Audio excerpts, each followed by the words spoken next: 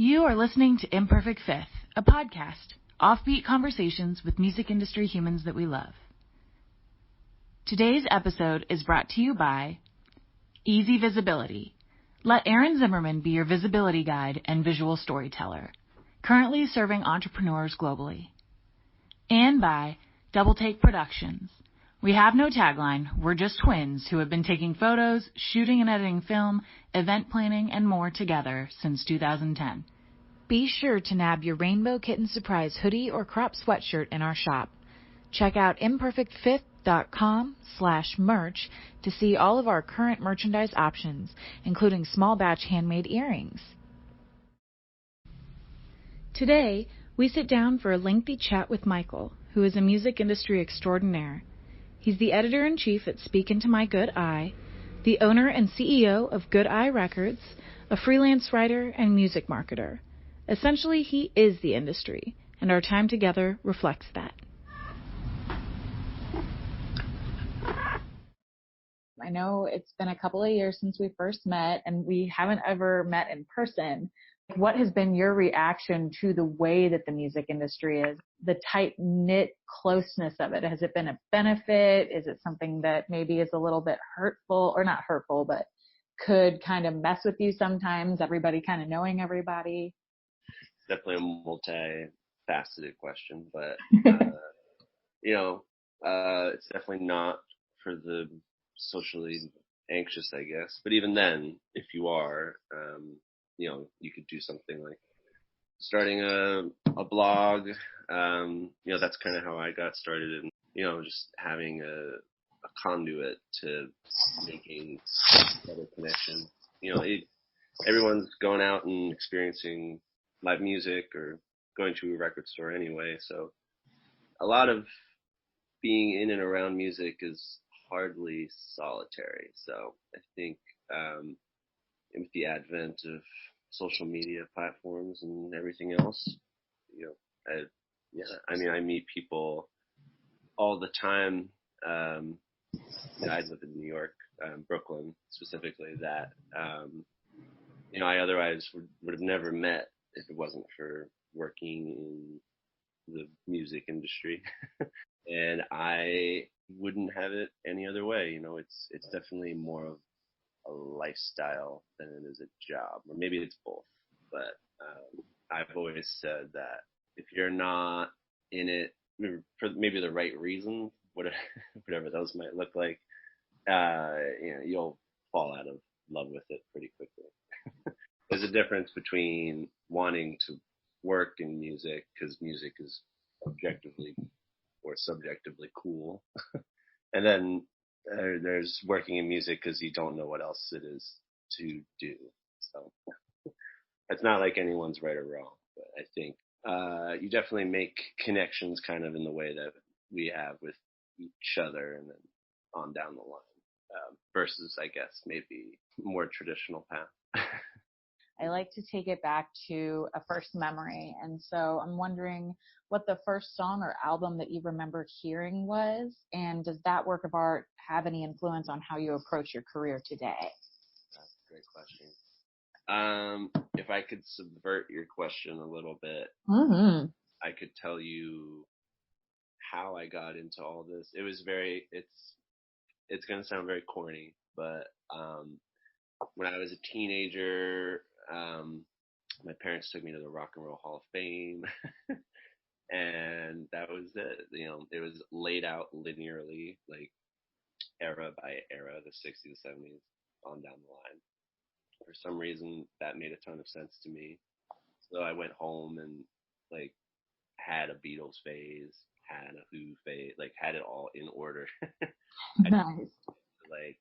Modern day indie stuff until I was probably a freshman in college. So I was very much a plucked out of Dazed and Confused classic rock shirt wearing, terrible long hair type of guy when I was younger, getting so yeah, just kept chasing that initial spark, I guess. And then further down the line, I think you've had this experience pretty recently. I went to my first music festival, which was Bonnaroo in 2009. And that I remember distinctly. I had never been to Tennessee. I'd never been to a music festival. I think I was 19. It was really like my first big trip out on my own as an adult. And I just remembered that people were high-fiving me for no reason. And I was just like, huh. Like how is it that someone makes this so that they don't have to ever miss this? So from there, I went to 7 more Bonnaroos in a row. I had to stop. Because I was like, all right, well, maybe, you get like 2 vacations a year, and this is one of them. Right. I was even, by the end, the last 5 I did on press badges, so Nice. it offsets the cost. But it's not like you and I are working for a ton of money, if any. So, right. Yeah. What is it? Exposure. Yeah, there's no pay, but we have a great audience that you'd really love the exposure and blah, blah. Yeah, I got you, bro. That's kind of how this all got started.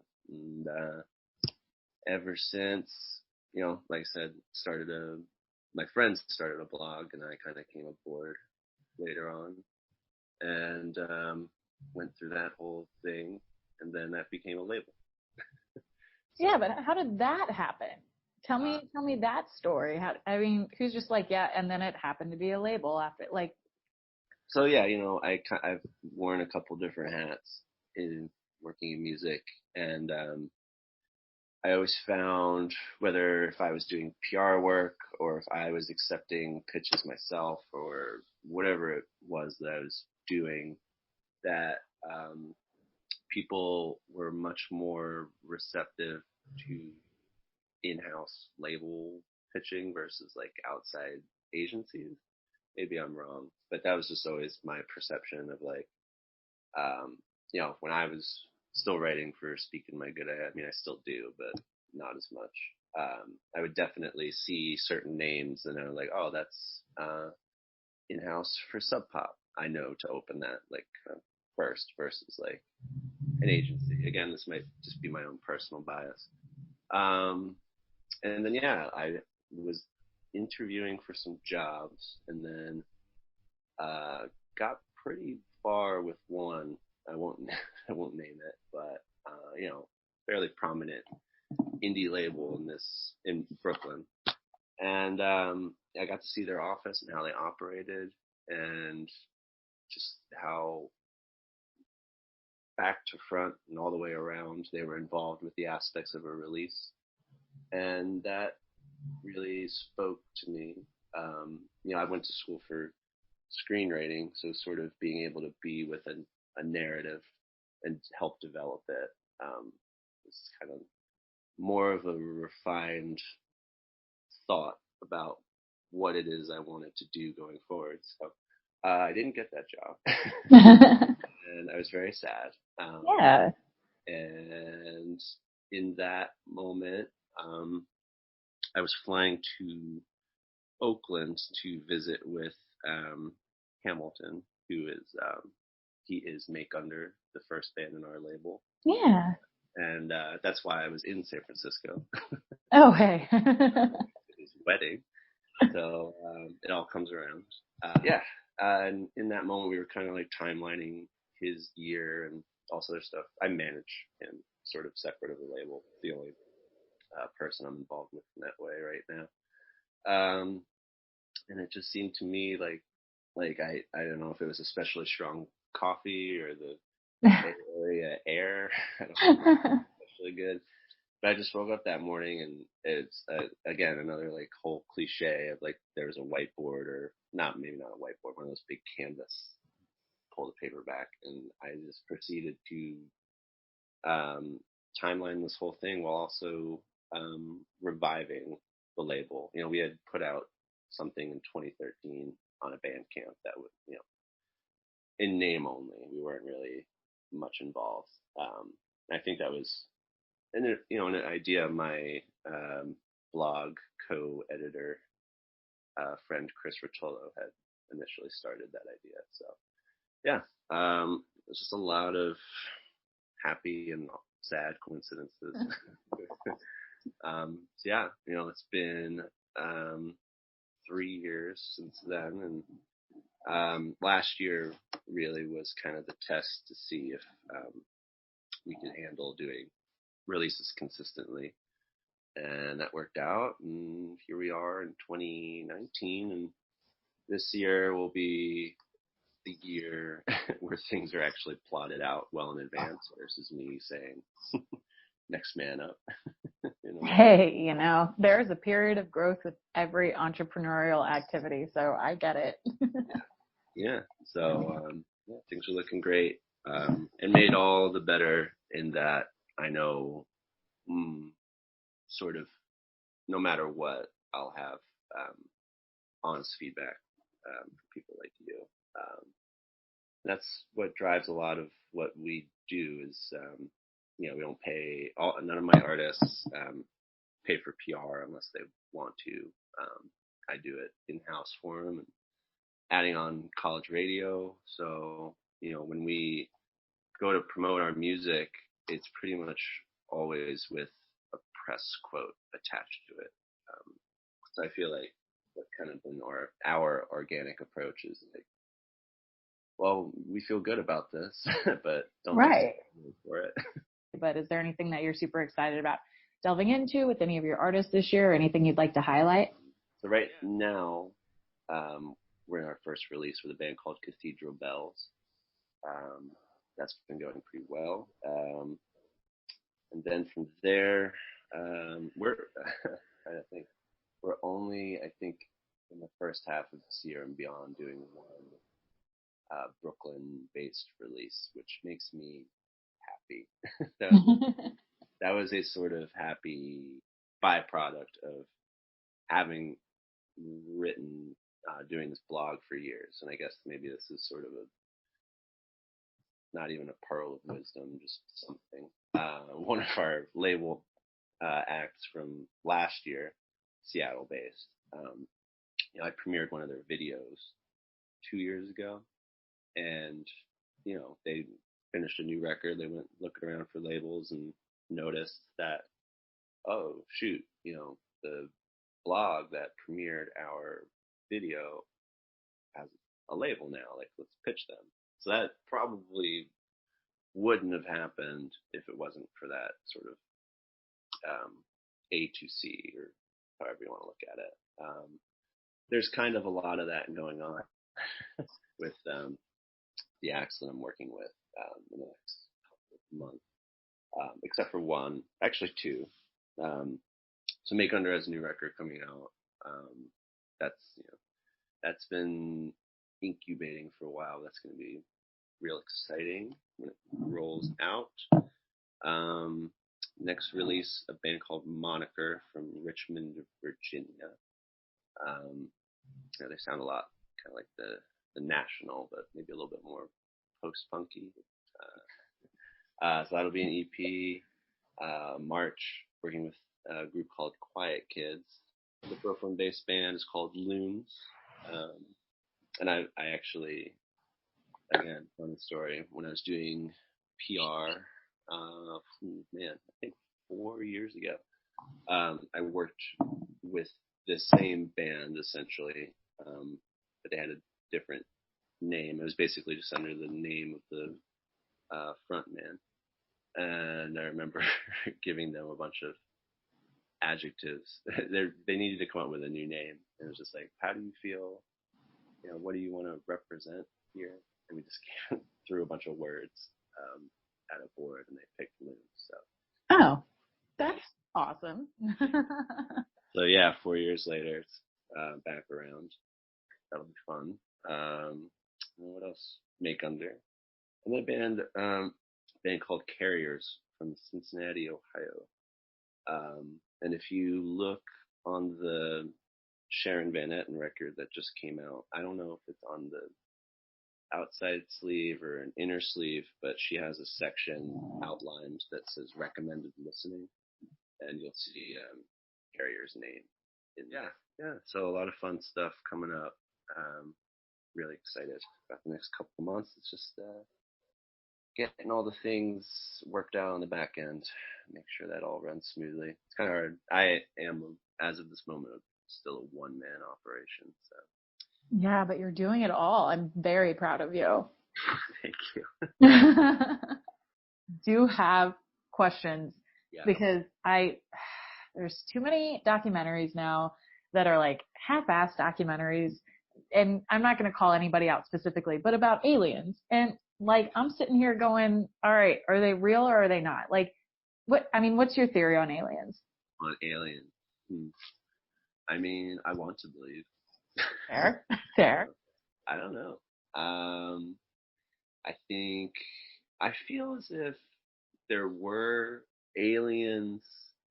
Maybe I'm wrong, but I feel like if there were and we've seen them, then I feel like Donald Trump has to know. And if he did know, why wouldn't he just throw that out there to like defeat some horrible story? It would have been a lot easier than him caving to reopen the government on Friday. Just from his to cover the Roger Stone story. I'm sure by the time this comes out and airs, there'll be 20 other things. So I've thought about that too, because I'm like, Commander-in-Chief has to know all this stuff, right? Yeah. And he is, he is what he is, and I think he would have said something by now. But then I wonder if like there are parts of the government inside the government that would keep things from people of power that have loose lips, I'm in here trying to believe in like every single conspiracy theory probably at this point. Okay. I mean, I'm on board.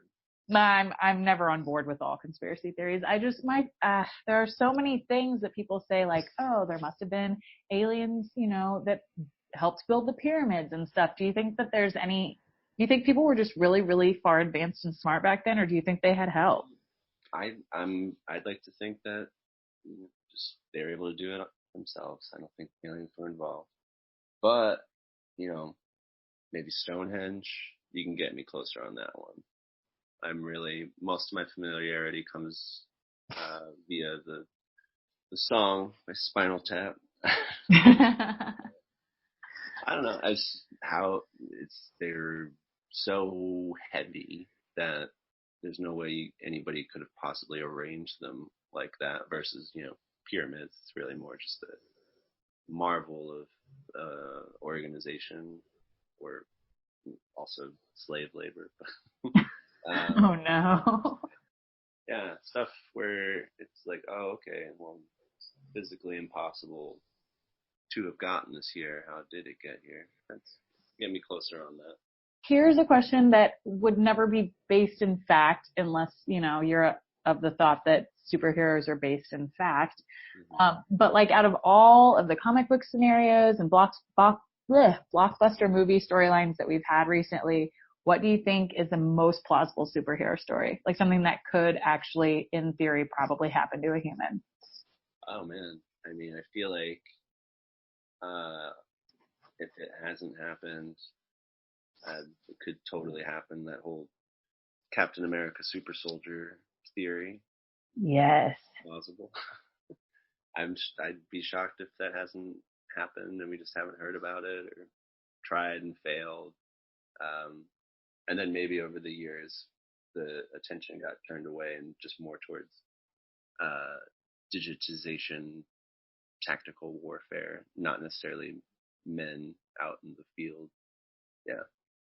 I don't know. But I also don't know how you put the genie back in the bottle. The Nazis experimented with that.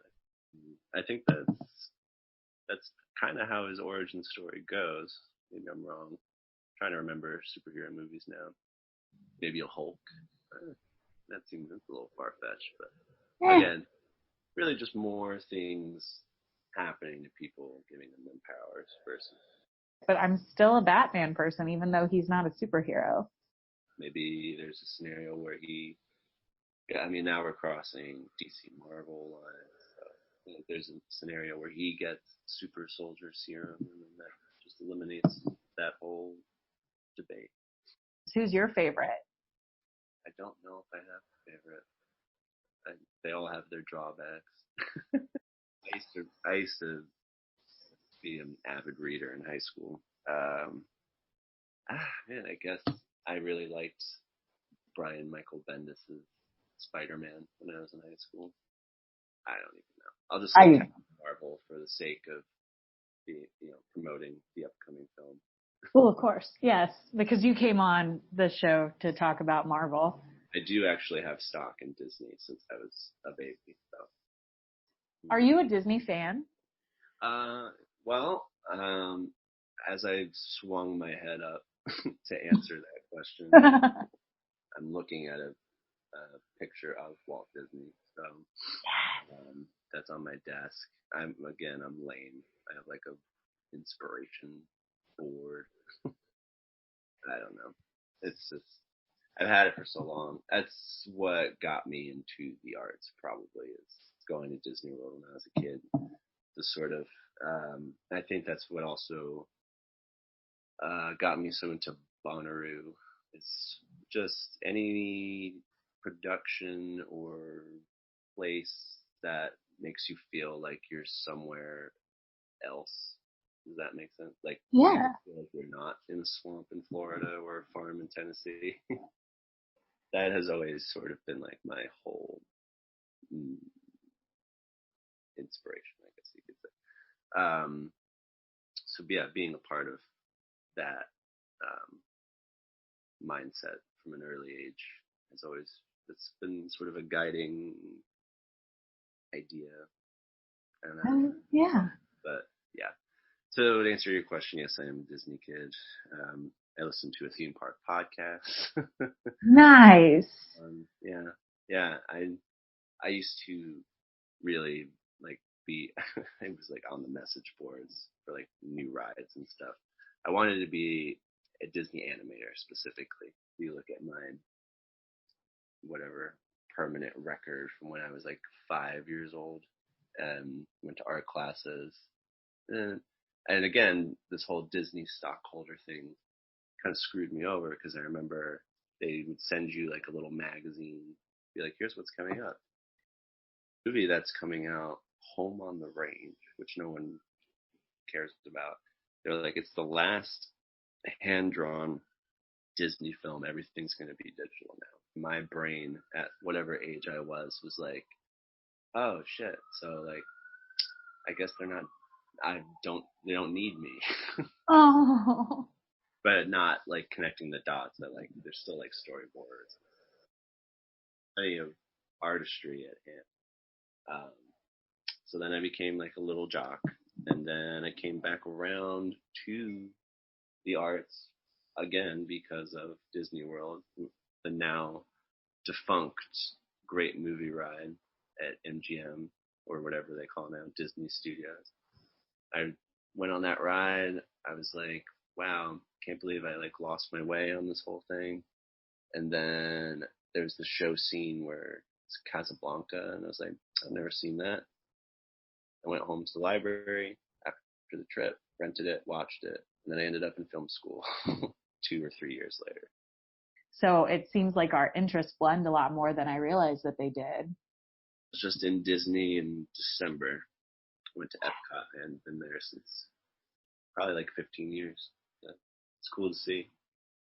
Well, then I wonder, I know you're doing music stuff now and you've really jumped into it, but like, do you have screenplays and stuff that you've worked on or anything like with film that you like would like to finish or do? Or when I left school, my portfolio had 3 full lengths and a short, and immediately following graduating, really hated all of that for a long time. Still kind of do. I didn't have a good college experience. Well, I had a good college experience, quote unquote, but the actual workshopping of it all and really just kind of crushed. yeah. The feeling I had about it. Like only very recently have I like started consistently like watching movies again. It's kind of sad, but I spent so much of like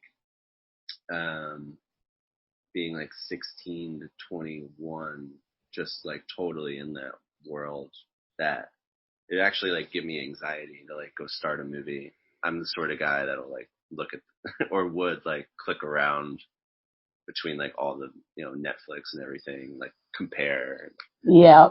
review, and then I'd be like, well, now it's too late, so I'll just watch a show. At least that was like half an hour. I won't feel like, I wasted my time halfway through. Not good. So, but no, recently I just let things ride. Over the years, so in the practical application of it, not so much. But I always told myself when I reached 30, which will be in June, that I would revisit it.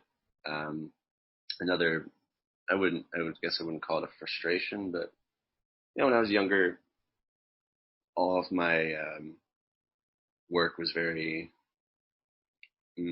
fantastical is not the right word, just big, and like my dream was to like, I'm gonna write like the next like Indiana Jones, not like I'm gonna write the next Little Miss Sunshine, Right. I wanted to be like, I wanted to make something that Disney would make into a friggin' ride. That was like a hard way to approach writing a film, I guess.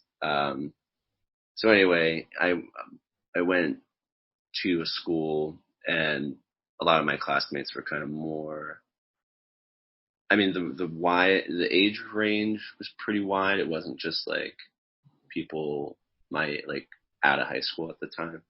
So there was people who had like life experience and all this other stuff, and it just became clear to me. I was like, all right, like I get it, and I'm 21, straight white kid from New Jersey. Like, I wouldn't necessarily want to hear what I'm trying to say either. It's deeply cynical, but so is everybody else. Yeah.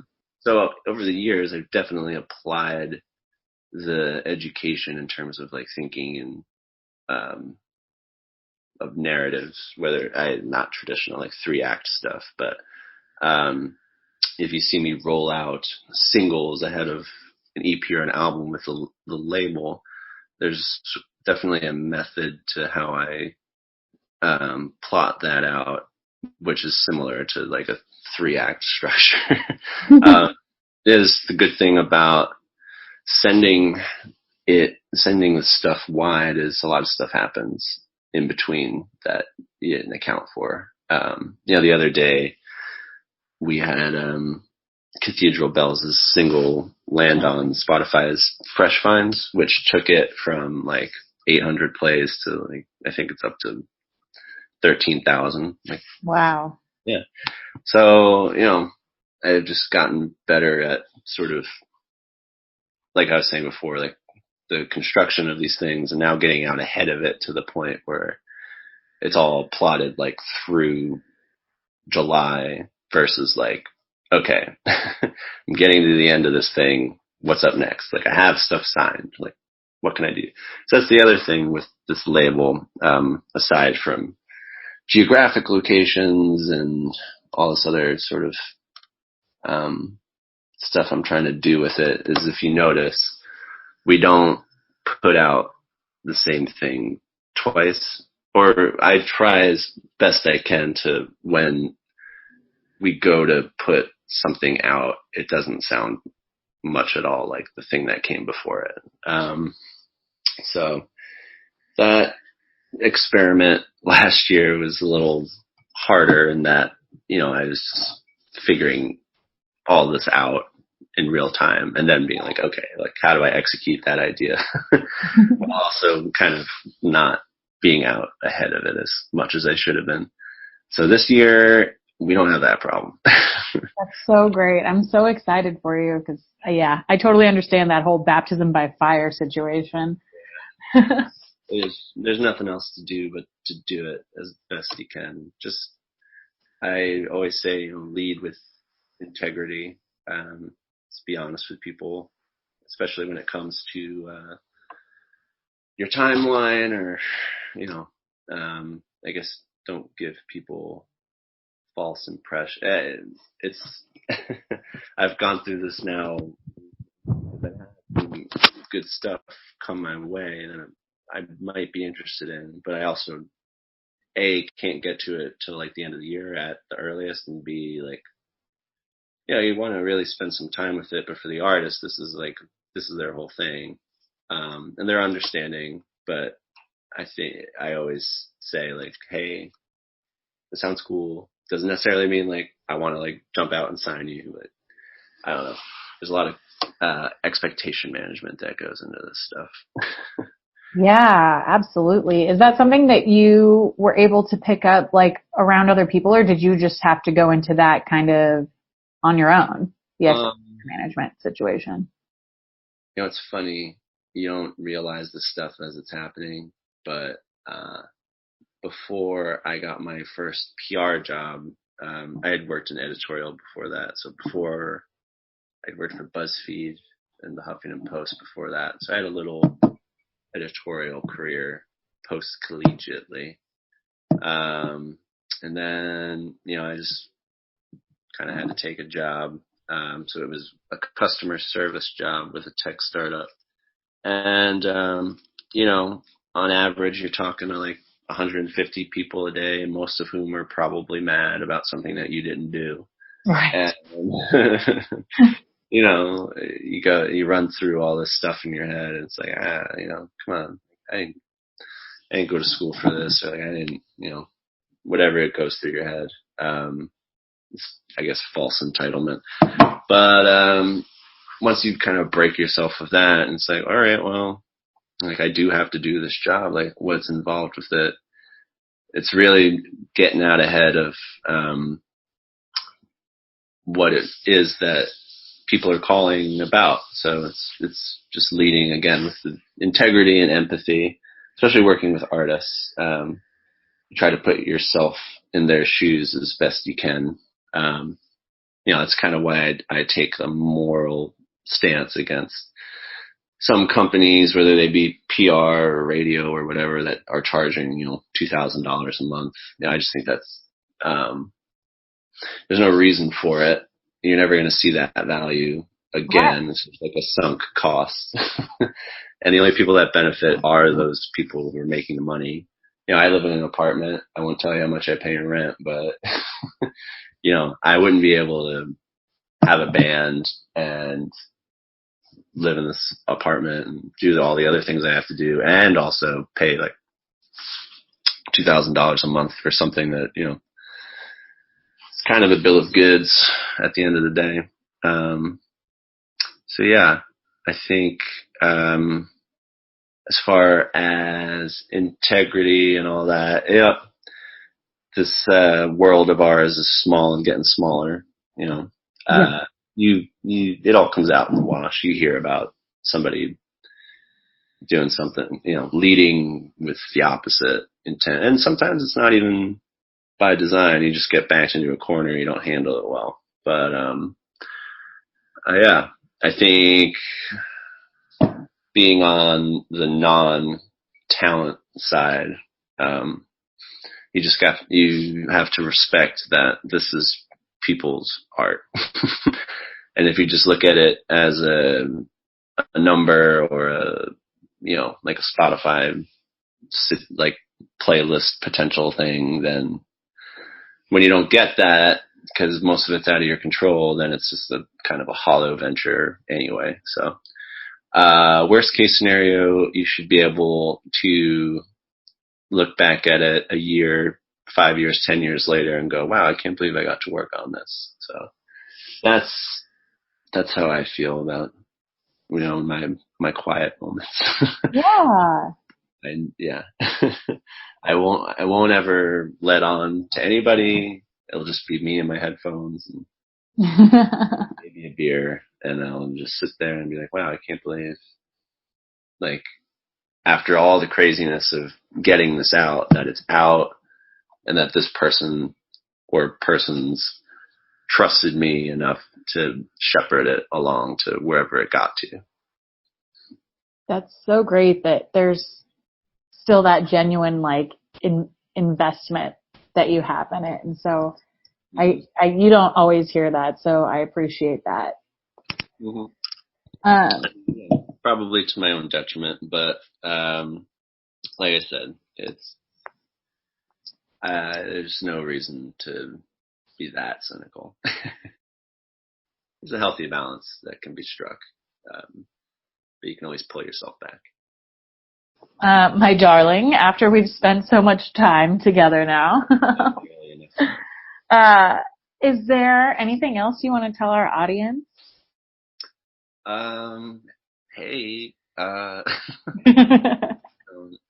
no, I mean, just we're at GoodEyeRecords on all your social platforms, and you'll see if you go to our site, GoodEyeRecords.com or Facebook, you'll see kind of what I laid out before in terms of the, I guess, like narrative rollout of doing these singles and everything. If you go to our SoundCloud, everything's available. It's not behind a paywall or anything. So even if you don't have a Spotify subscription, I don't know. If you work somewhere that'll allow it, put our music on your speakers. That'd be great. That's something I'd like to see.